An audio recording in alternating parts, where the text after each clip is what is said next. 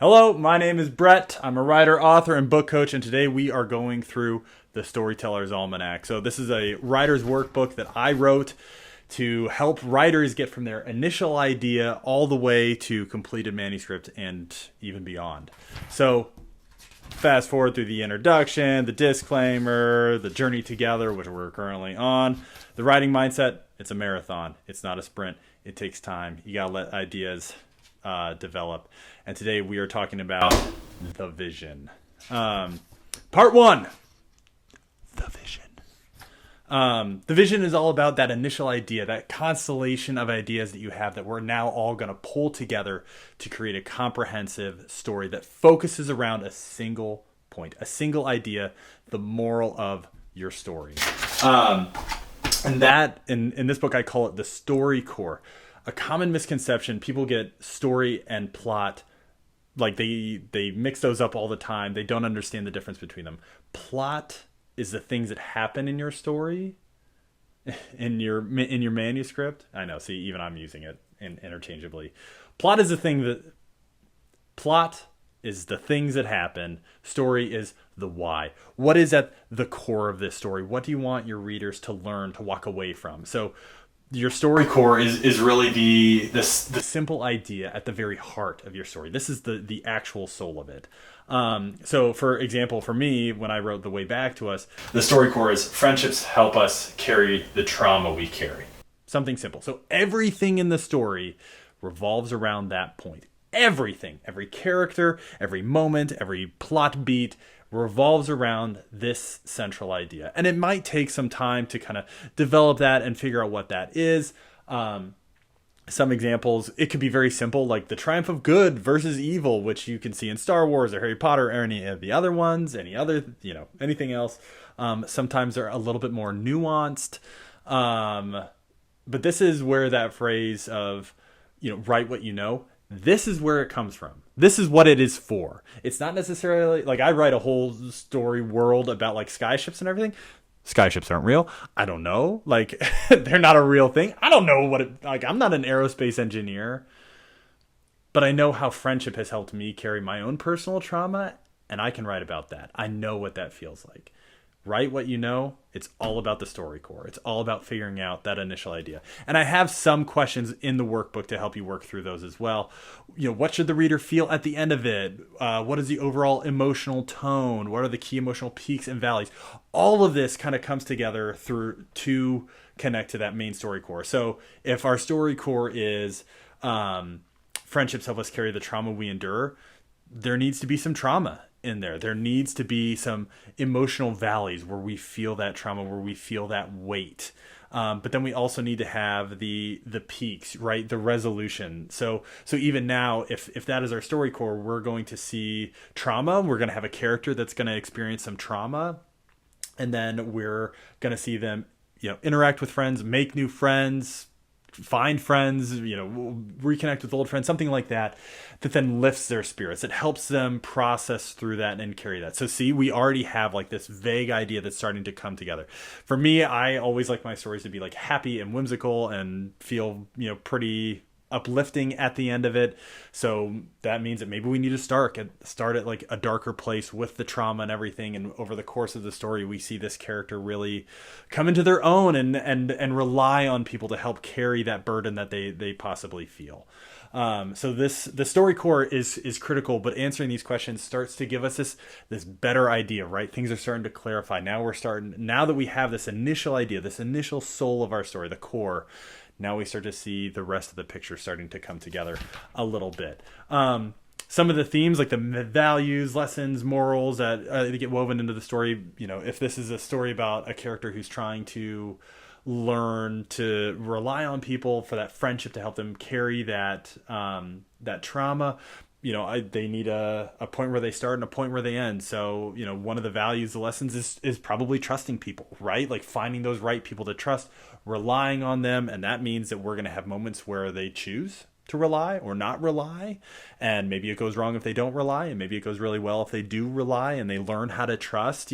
So now we're seeing some of these decision points that come out. We're starting to see this character crystallize a little bit more. Like, obviously they're reluctant to trust other people. What does that look like? How does that manifest itself in this character?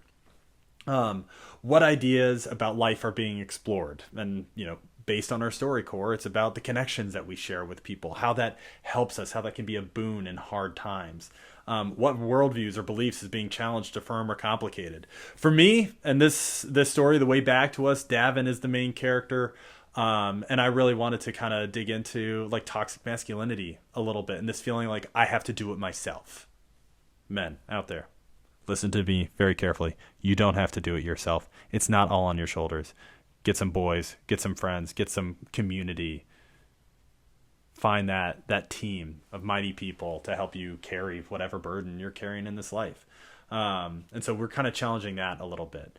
And then we get into the actual story format, a little bit of it. What's our point of view? Is it first person? Is it close third, where close third is you're following the character very closely. You might even be aware of their thoughts and everything.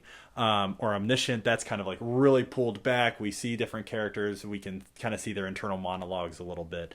For me, the way back to us, I wanted it to be exciting. I wanted it to kind of be like a thriller. I wanted it to be fast paced. And so I chose first person present tense. So we kind of gave that reader a sense of urgency.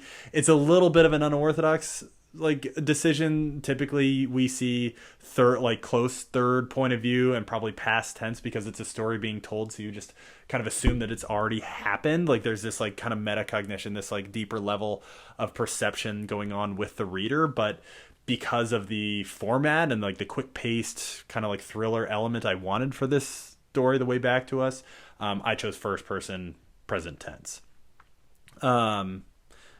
Is it episodic? Is it standalone? I wanted it to be standalone. I've actually written the sequel as of now, which is Calling All Angels. But I wanted it to be able to stand alone. I wanted it to kind of be its own thing.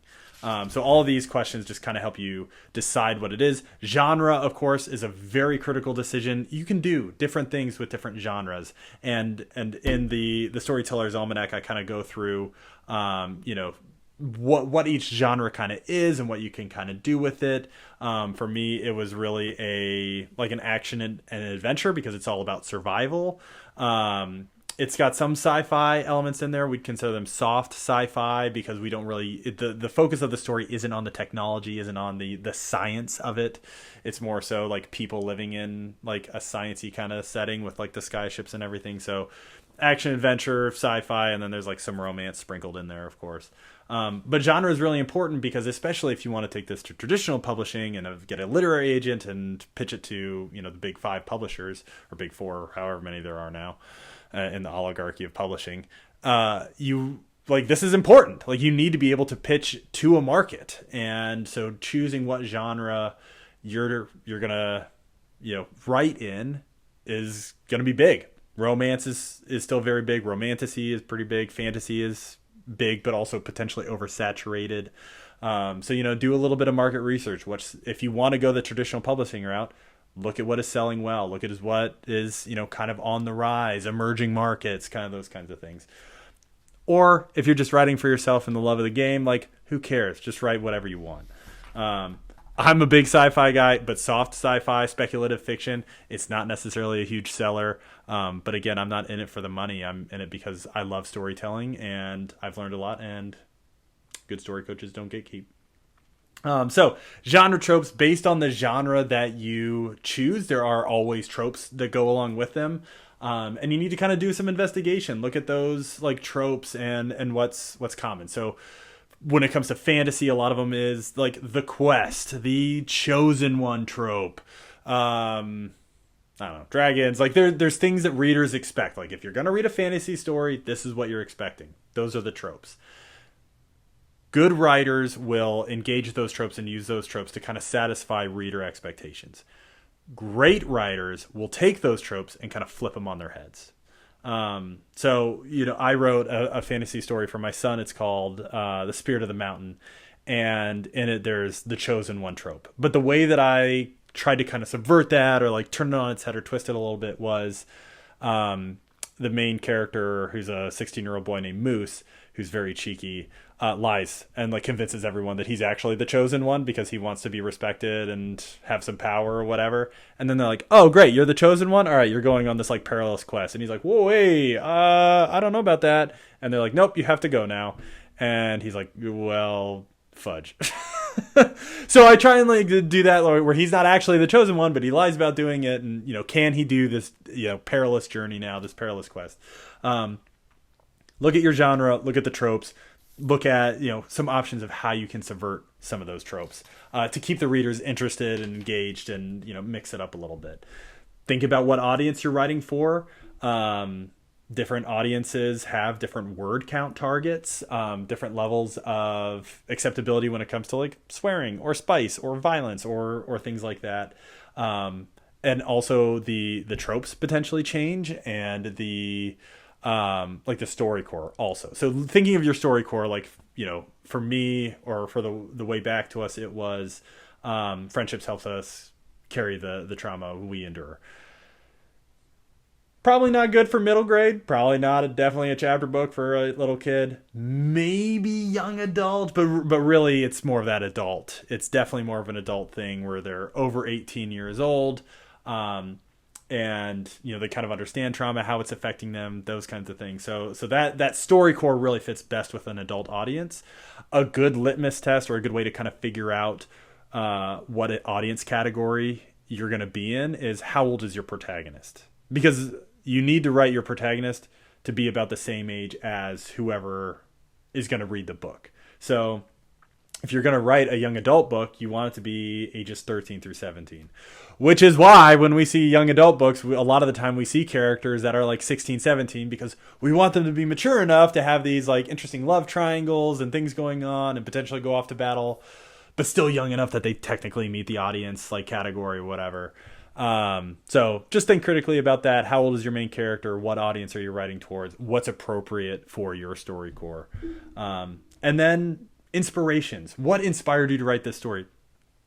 A good way to like really help you get the idea for what your story is going to be and what it's going to look like is to take a couple things that you really love, a couple different movies or other books, and just kind of like put them in a pot and melt them together and create something out of that. So for my wild sky world that I am building through all the different books that I write, it is like Pirates of the Caribbean in a skyship sci-fi future with some like Ted Lasso heart and humor. Ted Lasso, Pirates of the Caribbean, Star Wars, like those are probably like the big like influences. And so if you were to put those all into a pot and mix it together, like that's the Wild Sky universe. That's the Way Back to Us. That's the Wild Sky Legacy. That's Calling All Angels. Like that's really the source inspiration. So think about inspirations. What do you want to draw from? What do you kind of want to mix together? Think of like at least 3 that can really blend together to create something very interesting and something new. So that is the story core. That is the beginning of it. Once you have all those questions kind of answered, you're in good shape. You know what the story's about. You know who you're writing toward. You know the genre that's going to frame some of the things that happen in it. You know what tropes you're kind of going to address. So now we start to have a really clear picture of what is this story going to be about. And now we're ready to really dig into who is it going to be about? Who are the characters? Which we'll talk about next time.